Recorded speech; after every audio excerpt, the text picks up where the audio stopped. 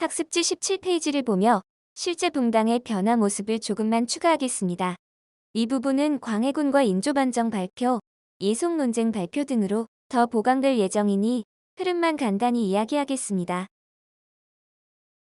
선조 때쯤 되면 훈고는 완전히 사라지고 살인들만 중앙정계에 남아있게 됩니다. 그중 주로 나이가 많은 축이 서인이라는 붕당을 형성하고 나이가 연소한 축이 동인이 되었습니다. 처음엔 몇몇 사람이 모이는 정도였지만 조금 시간이 흐르자 서인과 동인의 대립이 명확해집니다. 이때 율곡 이이는 스스로를 서인으로 지칭하여 이이의 항맥이 주로 서인을 구성하였습니다. 반면 동인은 이황, 조식 등의 항맥으로 뭉쳤습니다. 선조 시기 서인과 동인은 번갈아가며 전국 주도권을 잡았는데 동인이 주도했을 때 동인은 서인을 철저히 정계에서 배척하자는 북인과 서인을 포용하려 한 남인으로 나눠졌습니다. 이 중 특히 북인은 다른 붕당을 인정하는 데 인색했다고 합니다. 임진왜란이 끝나고 광해군이 즉위하면서 북인이 집권했습니다.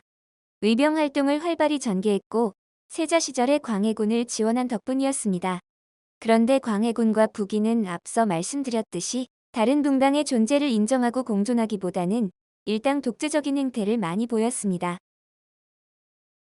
그래서 권력을 잃고 수세에 몰렸던 서인이 1623년 인조반정을 일으켜 광해군과 북인을 몰아냅니다.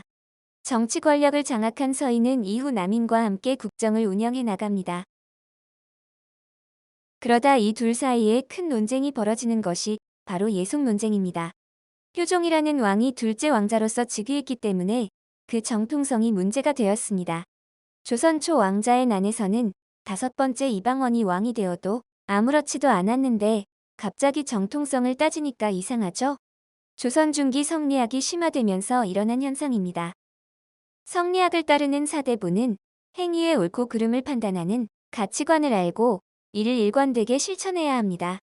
이것은 개인의 인격 차원에 머무르지 않고 자신이 몸담고 있는 사회에도 성리학적인 예, 규범이 철저히 구현되어야 한다고 생각했습니다.